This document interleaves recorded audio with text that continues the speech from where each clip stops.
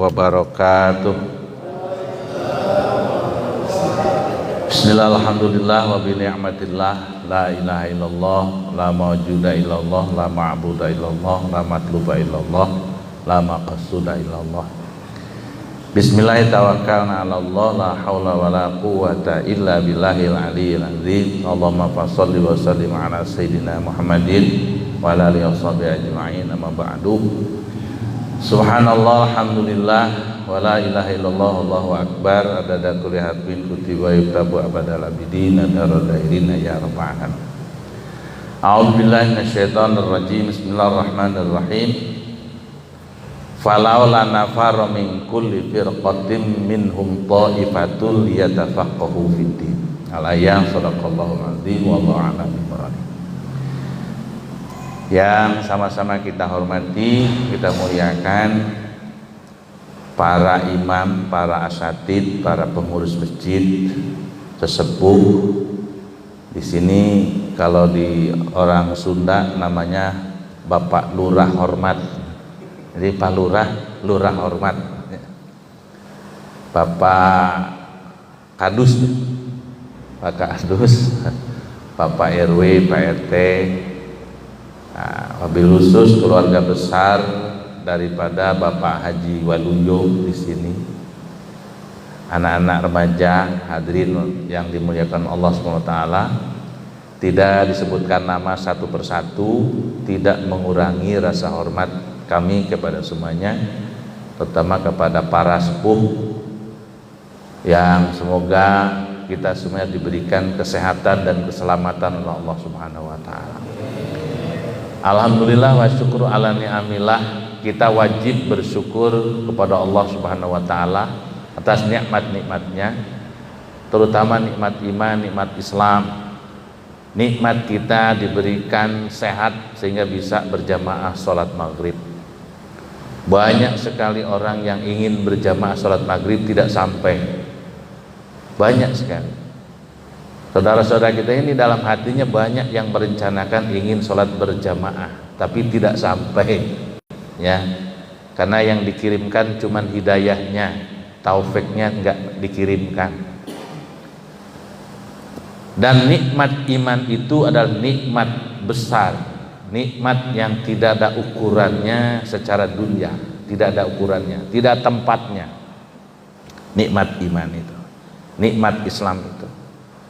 Dan bahkan nikmat dunia saja itu tidak bisa dihitung oleh kita. Wa in ta'uddu ni'matallahi la tuhsuha. Dan semoga dengan nikmat-nikmat ini, nikmat besar yang kita terima dari Allah Subhanahu wa taala, kita bisa istiqomah untuk selalu bersyukur dengan kita datang. Karena ke masjid ini kita diundang oleh Allah Subhanahu wa taala.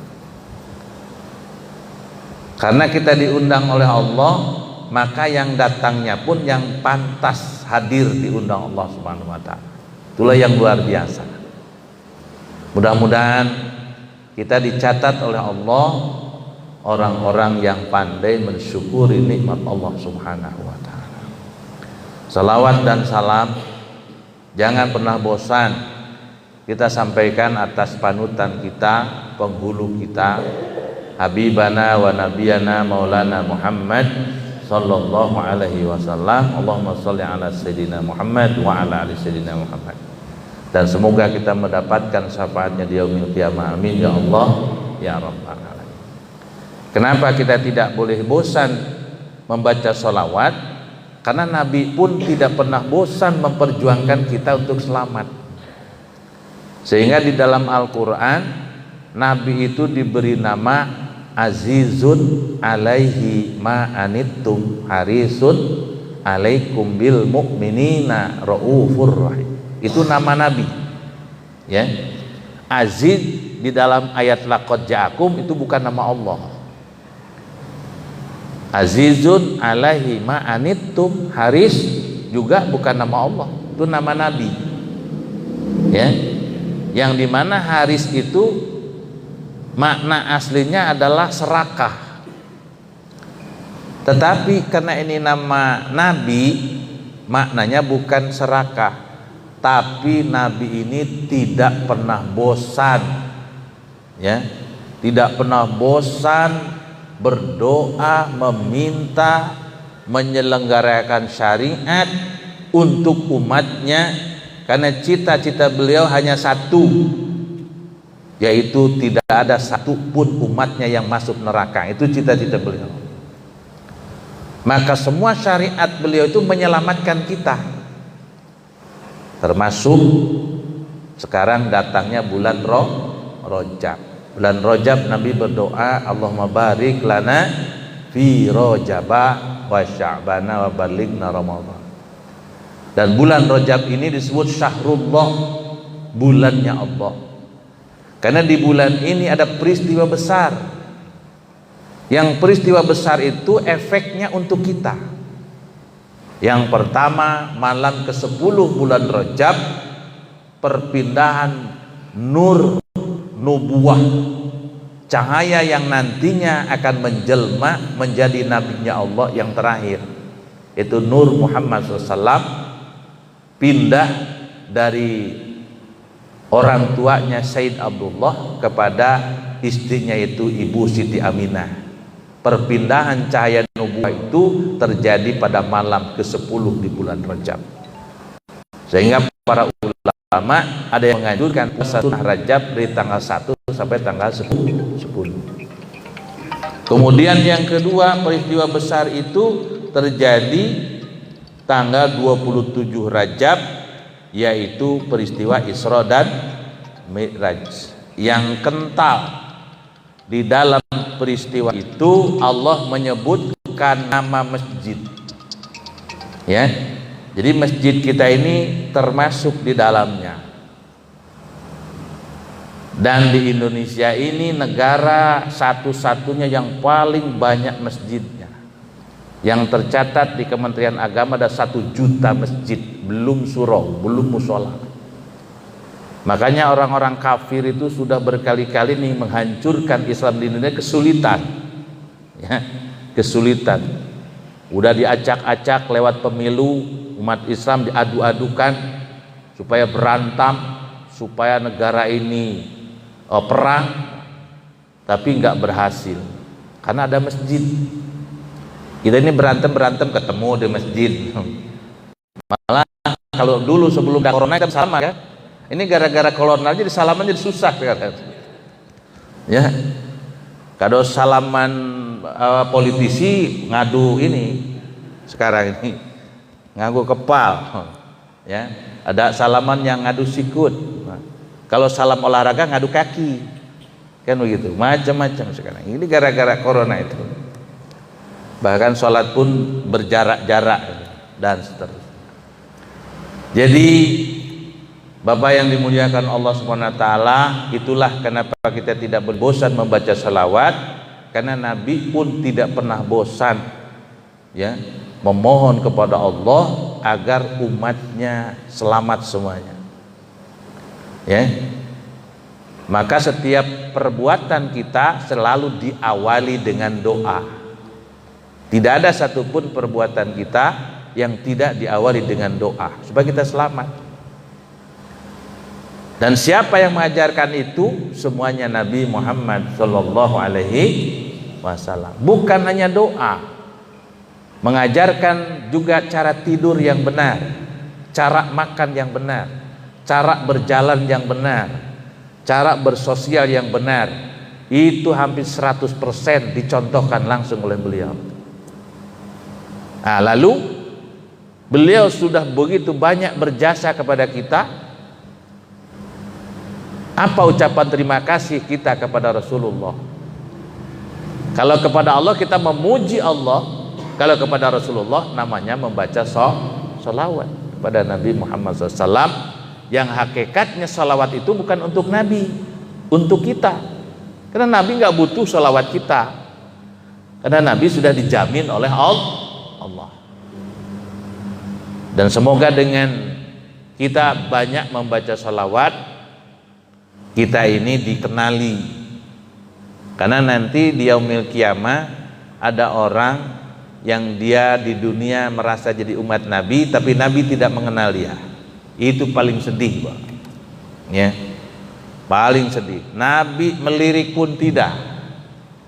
Ya, melirik pun tidak. Kenapa? Karena memang kita waktu di dunia pun tidak pernah berterima kasih, tidak pernah membaca sholawat kepada Nabi Muhammad SAW. Dan kita mendapatkan syafaatnya nanti di yaumil qiyamah. Amin ya Allah ya Rabbal alamin. Jamaah yang dimuliakan Allah Subhanahu wa taala, terima kasih wabil khusus kepada Bapak Haji Waluyo yang ternyata persahabatan kami di Batam ini berujung sampai di Sungai Ungar.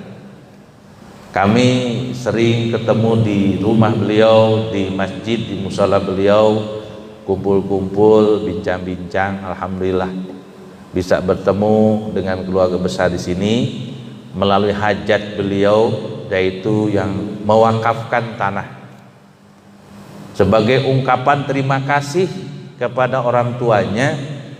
Maka beliau berbisik, dan itu adalah bagian daripada tugas kami semenjak 1985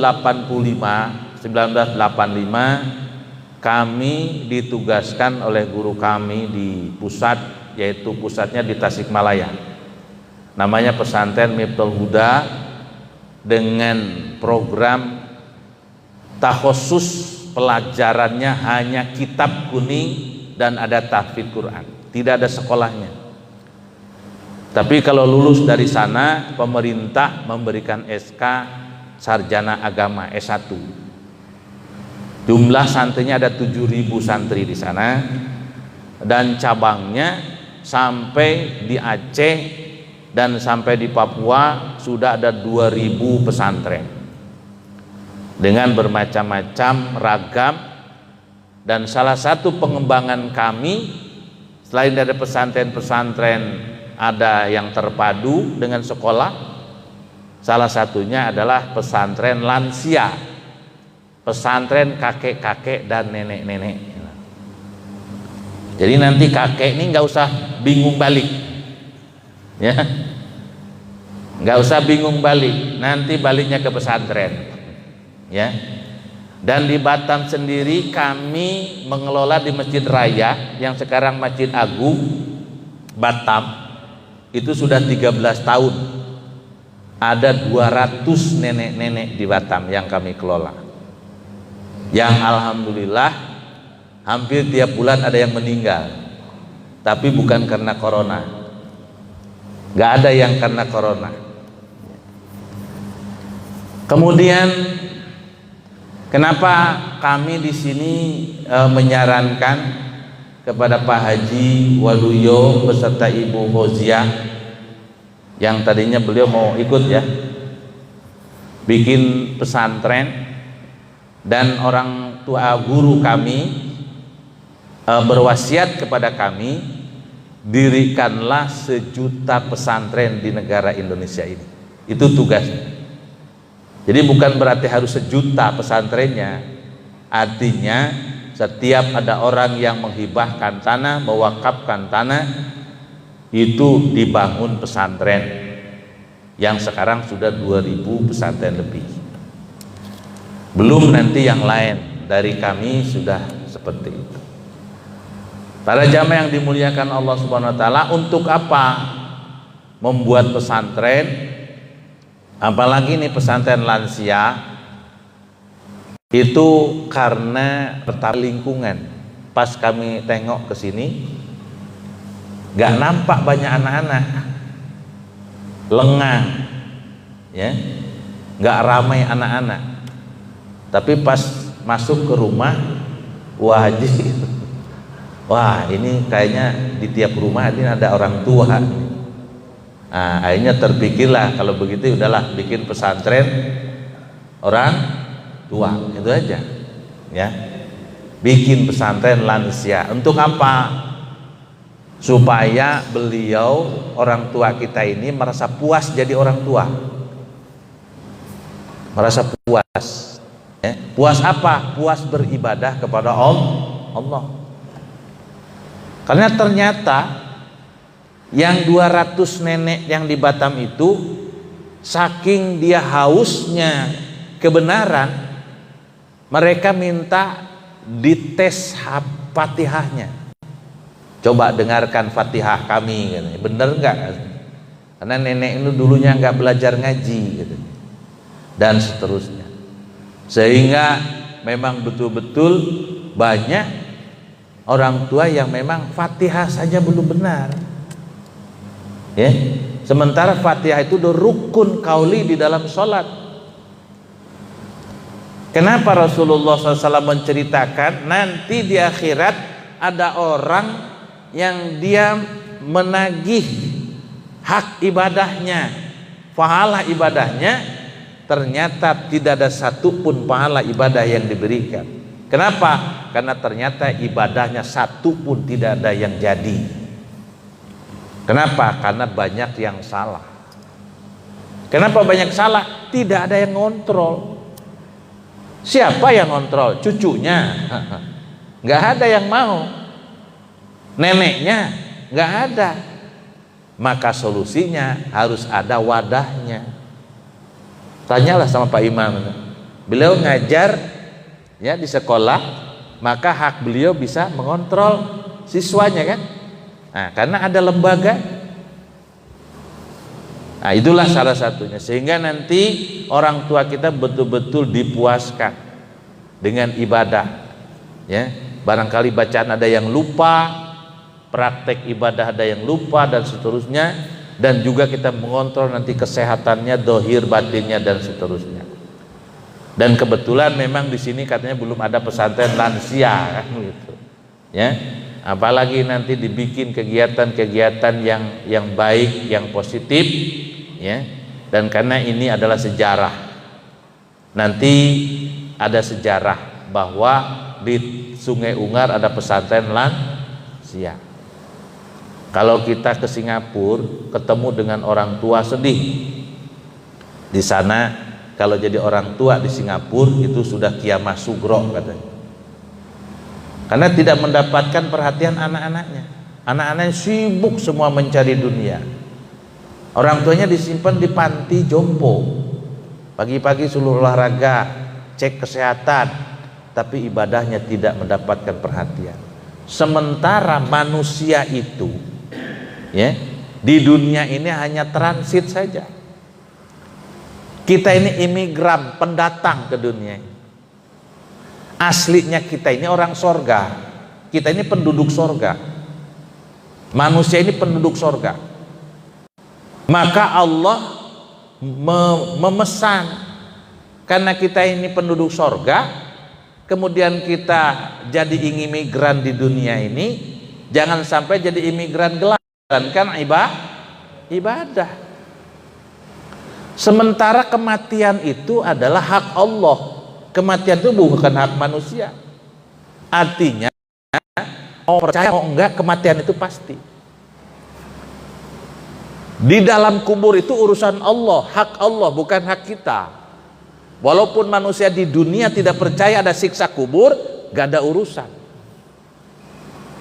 Tetap kita akan menghadapi itu. Dan Allah berpesan, wala tamutunna illa wa antum muslimun. Janganlah kalian mati melainkan dalam keadaan Islam. Karena kita harus kembali lagi ke surga. Punya lingkungan bukan ahli ibadah, kita sulit beribadah. Maka salah satu cara kita membuat lingkungan adalah dengan mendirikan pendidikan. Dari mulai PAUD, TK, TPA, TPQ, pesantren dan seterusnya. Itu adalah kita untuk membuat lingkungan sosial yang baik. Karena kalau kita tidak bisa membuat lingkungan yang baik, kita sulit untuk berjemaah dan lain-lain. Hadirin yang dimuliakan Allah Subhanahu wa taala, apalagi saat ini situasi kita ini, termasuk negara kita Indonesia ini, kena imbas teknologi. Ya. Yakin penyakit ini dulu waktu zaman Nabi sudah ada, namanya penyakit ta'un, wa an hujumil wabah. wa an mautil faj'ati. Itu sudah ada. Cuman gara-gara medsos ini, gara-gara internet ini, gara-gara berita yang kemana-mana ini, sampai kita ini dibikin stres, ya. Tetapi karena kita yakin ini adalah rencana Allah, takdir Allah, pasti ada hikmahnya. Setiap takdir Allah pasti itu mengandung hikmah.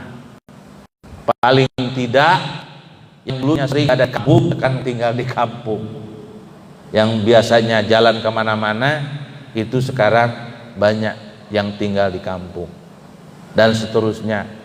Orang ngerem, orang menyembangkan kehebatannya dengan teknologi, ternyata begitu didatangi yang namanya corona saja kewalahan semua, ya. Orang-orang barat itu sombongnya luar biasa. Dia merasa pantas menjadi saingannya Allah dengan teknologinya. Tetapi begitu datang corona, ternyata para teknologi itu tumbang semuanya, nggak bisa. Sampai untuk membuat vaksin aja harus makan korban jutaan manusia. Ya. Jemaah yang dimuliakan Allah Subhanahu wa taala, maka dengan rencana pembangunan ini kita harapkan kampung kita, daerah kita ini menjadi qaryah thayyibah. Amin ya rabbal. Di dalam Al-Qur'an ada firman Allah, alam taro kaifa daraballahu masalan kalimatan thayyibah kasajaratin thayyibah asluha sabitun wa far'uha fis sama tu'ti ukulaha kullahinin biidni rabbiha wa yadribullahul amthala linnasi la'allahum yatadzakkarun. Apakah kamu tidak memperhatikan bagaimana Allah membuat perumpamaan kalimat thayyibah? Dalam tafsir Jalalain, kalimat thayyibah itu adalah la ilaha illallah. La ilaha illallah itu disebut kalimatut thayyibah. Orang yang menjiwai kalimat thayyibah bukan hanya mengucapkan la ilaha illallah, tetapi menjiwai la ilaha illallah Muhammadur Rasulullah, namanya sahsiyah thayyibah, pribadi-pribadi yang baik. Kalau konsep hidupnya satu rumah itu semuanya sama hatinya, dengan kalimatul tauhidnya, dengan kalimatul ikhlasnya, dengan miftahul jannahnya la ilaha illallah, maka rumah itu disebut baitun thayyibah. Kalau tiap rumah itu sudah menjadi rumah yang baitun thayyibah, maka jadi kampung namanya qaryah thayyibah. Kalau tiap kampung-kampung itu semuanya, maka kampungnya menjadi wilayatun thayyibah. Dan nantinya kalau satu negeri berjiwa la ilaha illallah Muhammadur Rasulullah, maka itu jadi baldah thayyibah. Baldah nanti Allah menyebutkan asuha habitun, memang pesantrennya ada di bawah, memang kakek neneknya ada di bawah, memang orangnya ada di bawah, tapi cahaya hatinya sampai di arasnya Allah Subhanahu wa ta'ala. Itulah yang Allah menyebutkan tu'ti ukulaha kullahinin, akan Allah turunkan keberkahan ke tempat ini. Yang seperti tadi Bapak sampaikan, inilah yang direncanakan oleh kita, dan bagi yang mewakafkannya maka setiap detik akan mengalir. Karena kata Nabi, ada 3 perkara yang walaupun sudah meninggal tidak putus. 1, sodakotun jariyah, wakaf. Walaupun kita sudah meninggal, itu pahalanya mengalir. Yang kedua, ilmu yang bermanfaat, di situ pun diajarkan ilmu, itu juga akan mengalir. Kemudian anak yang soleh yang mendoakan kedua orang tuanya, maka di pesantren itu akan dibentuk manusia-manusia yang soleh yang akan mendoakan kedua orang tuanya, dan seterusnya. Jadi di satu titik 3 hal itu muncul jadi sumber pahala. Insya Allah. Karena yang ada pada kita, harta kita, jabatan kita itu sebesar apapun akan hilang. Ma indakum yanfad, kata Allah. Semua yang jadi milik kalian itu kan hilang, sebesar apapun. Berapa hotel yang dimiliki, tingginya jabatan, kita itu akan hilang semuanya. Yang tersisa wa ma indallahi baq, yang disalurkan kepada jalan Allah melalui sedekah jariyah. Insya Allah sudah habis. Itu saja, karena kita sudah masuk Isya. Banyak sebetulnya yang bisa kami sampaikan, tapi itulah sebagai perkenalan. Mudah-mudahan Allah SWT meridhoi atas rencana ini, dan betul-betul kampung kita menjadi kampung yang berkah dan diberkahi Allah Subhanahu wa taala. Mohon maaf atas segala kekurangan. Wal afu minkum. Wassalamualaikum warahmatullahi wabarakatuh.